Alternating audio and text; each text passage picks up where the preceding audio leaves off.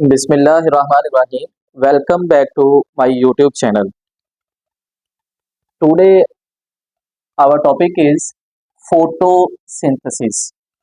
Dear students, हम bio energetics chapter को पढ़ रहे थे, तो इसमें आज हम फोटोसिंथेसिस को देखेंगे। अब जो फोटोसिंथेसिस है, ये कौन कौन से ऑर्गेनिजम्स में हो रही होती है? तो ये प्लांट्स के अंदर परफॉर्म हो रही होती है, फंजाई के अंदर हो रही होती है और कुछ बैक्टीरिया के अंदर होती है। अब जिन बैक्टीरिया के अंदर ये होती है उन्हें हम फोटोसिंथेटिक बैक्टीरिया का नाम देंगे। बेसिकली इसमें करना क्या होता है कि ये जो हमारे पास इनऑर्गेनिक कंपाउंड्स हैं, या आप इसको कह लें कि इनऑर्गेनिक जो रॉ मटेरियल होता है उसको कन्वर्ट किया जाता है किसके अंदर, ऑर्गेनिक मटेरियल के अंदर कन्वर्ट किया जाएगा। जैसे इसमें हमारे पास एग्जांपल आ जाएगी कार्बोहाइड्रेट की। ऑर्गेनिक मटेरियल क्या बनता है? कार्बोहाइड्रेट्स, और कार्बोहाइड्रेट्स को फिर फर्दर आगे कन्वर्ट किया जाता है लिपिड्स बनाने में, या प्रोटीन उससे क्या की जाएगी, बनाई जाएगी। तो अब जरा इसकी इक्वेशन देख लेते हैं कि ये जो कार्बोहाइड्रेट्स बेसिकली क्या है जी, हमारे पास ये ग्लूकोज को हम कहते हैं। अब ये कैसे बनेगा, या इस प्रोसेस के अंदर क्या क्या काम होंगे? अब इसमें हमारे पास कार्बन डाइऑक्साइड और वाटर लाइट की मौजूदगी में, आपकी बुक में लिखा हुआ है फोटोन भी लाइट को ही हम बोलते हैं, लाइट के जो पैकेट्स होते हैं। तो लाइट की मौजूदगी में ये दोनों मिलेंगे और किस में कन्वर्ट हो जाएंगे? कार्बोहाइड्रेट्स में। तो कार्बोहाइड्रेट्स मतलब ग्लूकोज बनेगा, प्लस साथ में ऑक्सीजन बनेगा, और साथ में क्या बनेगा जी, हमारे पास वाटर बनेगा। अच्छा, अब थोड़ा सा जरा हम इस इक्वेशन को बैलेंस कर लेते हैं ताकि आपको समझने में क्या रहे, आसानी रहे।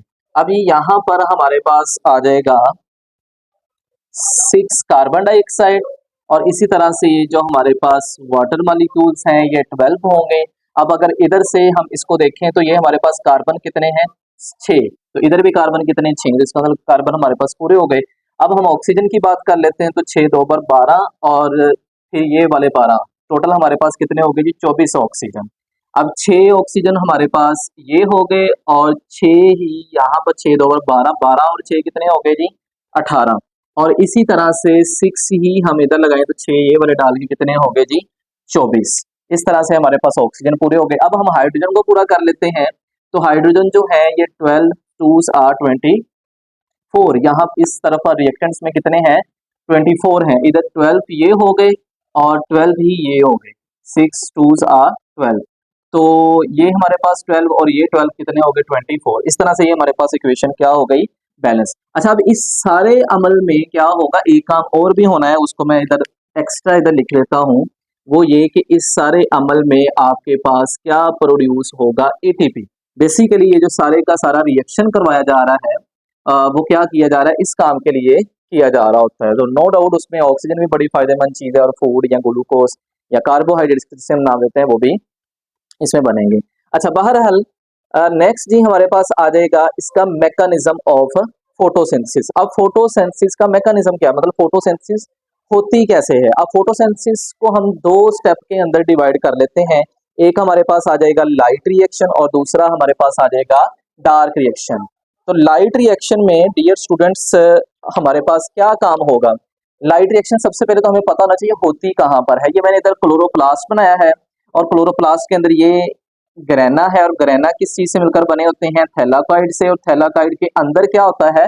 क्लोरोफिल होता है। तो ये जो लाइट रिएक्शन है ये कहाँ पर हो रहा होता है?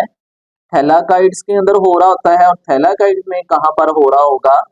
क्लोरोफिल के अंदर ये सारे का सारा जो प्रोसेस है ये हो रहा होता है। अब अगर मैं इसको एक, जैसे ये हमारे पास क्या है जी, ये थैलाकॉइड है, अगर मैं इसको इधर बाहर निकाल लूँ तो ये फर्ज कर लेते हैं, ये हमारे पास क्या है? थैलाकॉइड मेम्ब्रेन है। अब ये जो थैलाकॉइड है इसके अंदर इस तरह से काफी सारे क्या मौजूद होते हैं? क्लोरोफिल मॉलिक्यूल्स मौजूद होते हैं। बेसिकली क्लोरोफिल क्या है? पिगमेंट्स हैं, तो फोटोसिंथेटिक पिगमेंट्स। और इसके ऊपर जब लाइट पड़ती है तो फिर अगला वाला रिएक्शन, इसको हम आगे चल के डिटेल्स में देखेंगे। तो लाइट रिएक्शन कहाँ पर हो रही है? थैलाकॉइड में, और थैलाकॉइड के अंदर कहाँ पर हो रही है? क्लोरोफिल में। ठीक है। अब डार्क रिएक्शन जो है ये कहाँ पर होता है? तो ये क्लोरोप्लास्ट के स्ट्रोमा के अंदर हो रहा। तो ये जो सारे का सारा आपके पास एरिया आ जाएगा, इसको हम क्या नाम देते हैं? स्ट्रोमा का नाम देते हैं। ये वाला सारे का सारा एरिया, जहां पर ये ग्रेना या थैलाकॉइड्स पड़े होते हैं, इधर क्या होगा, डार्क रिएक्शन। आगे चल के हम इसको डिटेल के साथ देखेंगे कि ये किस तरह से सारे का सारा रिएक्शन होता है। तो बहरहाल आज जो है वो हम डिटेल के साथ देखेंगे कि ये जो लाइट रिएक्शन है, जो मैंने कहा क्लोरोफिल के अंदर हो रहा होता है, तो ये किस तरह से परफॉर्म होगा। अब ये जो लाइट रिएक्शन है, इसमें थोड़ा सा पहले कॉन्सेप्ट को समझ लेते हैं कि लाइट रिएक्शन में होगा क्या। अब लाइट रिएक्शन में बेसिकली लाइट एनर्जी को कन्वर्ट किया जाता है एनर्जी के डिफरेंट मॉलिक्यूल्स में। जैसे कि लाइट एनर्जी को कन्वर्ट किया जाएगा एटीपी में, और दूसरा हमारे पास मॉलिक्यूल कौन सा आ जाएगा, NADPH। अब ये दोनों ही हमारे पास क्या हैं, एनर्जी के रेजर्वॉयर्स हैं या एनर्जी के यूनिट्स आप कह सकते हैं। एटीपी एडिनोसिन ट्राइफॉस्फेट, और NADPH हमारे पास आ जाएगा nicotine amide adenine dinucleotide phosphate. और अगर हाइड्रोजन ऐड हो जाएगा, वो बाद में देखते हैं किस तरह से इसके अंदर ये ऐड होगा। अब इसमें एक और MCQs आपने याद रखना है डियर स्टूडेंट्स। चले एटीपी का तो हमें पता है कि ये एनर्जी का यूनिट है, तो NADPH कैसे है, तो इसमें एक आपने MCQs याद रखना है। एक NADPH जब ये टूटता है तो ये हमें कितने ATP प्रोवाइड करेगा, 3 ATP। तो इसका मतलब ये काफी बड़ा हमारे पास क्या है, एनर्जी का मॉलिक्यूल होता है। अच्छा, अब ये देखेंगे कि ये दोनों चीजें अब इस लाइट रिएक्शन में बनेगी कैसे, और ये किसका यूज करते हुए बनेगी, लाइट एनर्जी का। इससे पिछले टॉपिक में मैंने आपको लॉ समझाया था, लॉ ऑफ थर्मोडायनेमिक्स, जिसका मफहूम ये था कि एनर्जी को ना तो आप खत्म कर सकते हैं ना ही बना सकते हैं, जस्ट वो अपनी एक फॉर्म से दूसरी फॉर्म के अंदर कन्वर्ट होती है। तो यहाँ पर भी क्या है, लाइट एनर्जी कन्वर्ट हो रही है एटीपी के अंदर और NADPH के अंदर, खत्म नहीं हो रही, वो जस्ट एक और फॉर्म के अंदर चली जाएगी। अब ये देखते हैं जी लाइट रिएक्शन के अंदर कौन कौन से स्टेप हो रहे होते हैं, किस किस तरह से प्रोसेस होता है। सबसे पहले कि लाइट रिएक्शन का जो प्रोसेस है ये कहाँ पर हो रहा होता है, क्लोरोफिल। जैसे कि मैंने इधर भी आपको बताया। अब क्लोरोफिल कहाँ पर पड़ा हुआ है, थैलाकॉइड। तो ये हमने क्या ले लिया, एक थैलाकॉइड ले लिया, और इसके अंदर ये जो मैंने बॉक्सेस से बनाए हुए हैं, ये सारे क्या हैं जी, हमारे पास क्लोरोफिल हैं।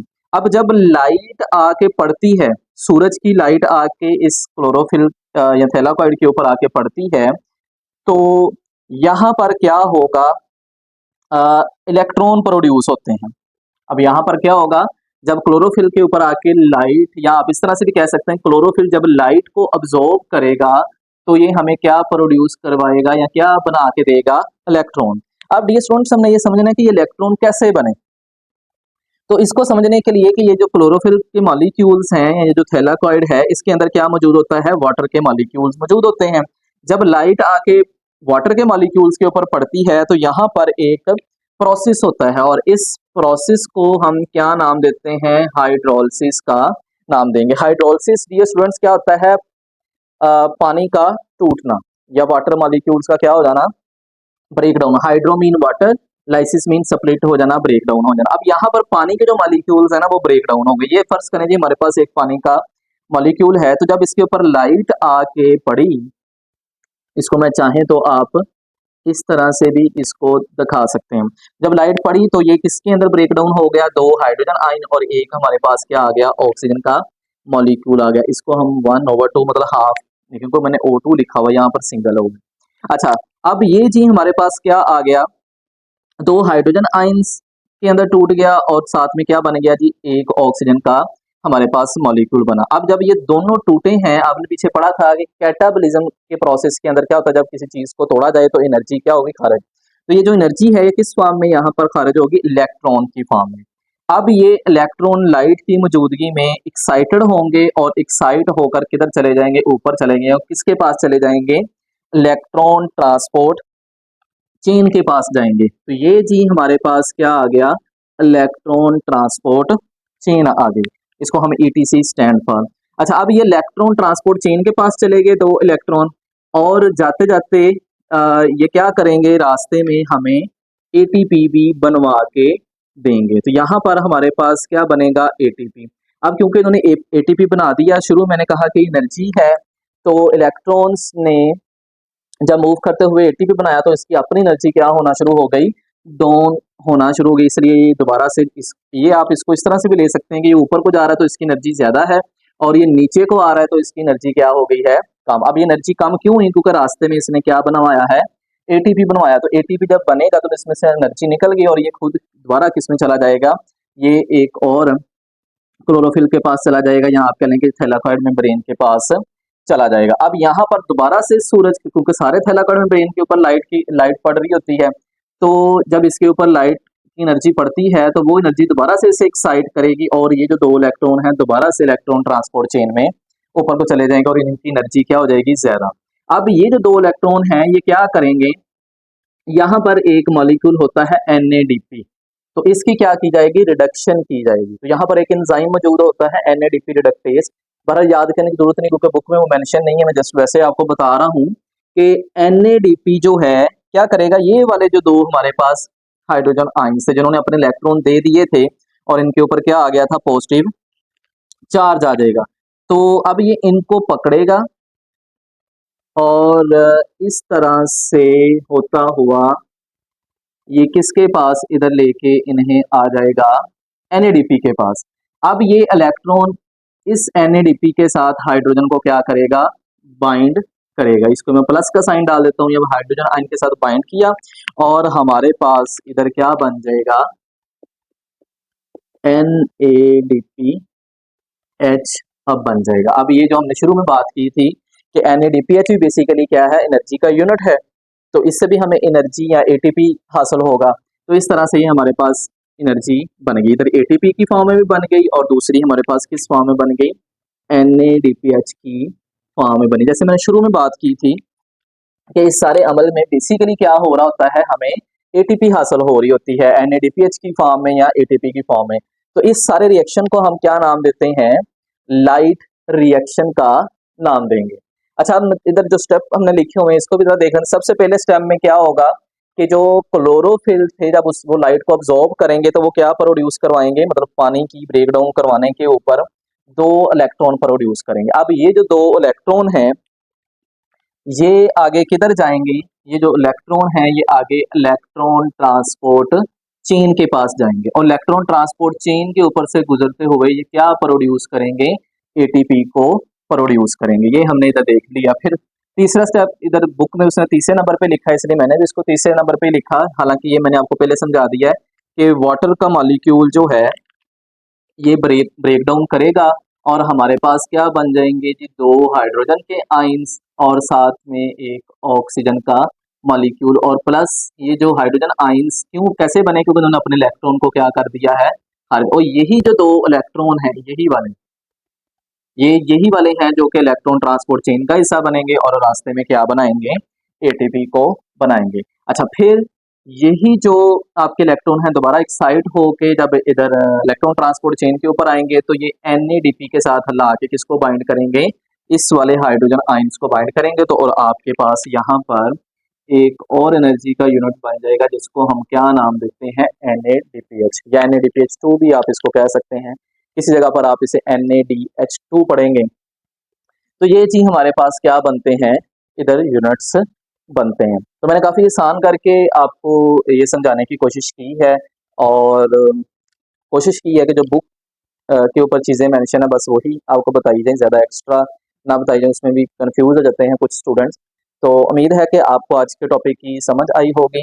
अपना फीडबैक देते रहा करें। Stay connected. Thank you and Allah Hafiz.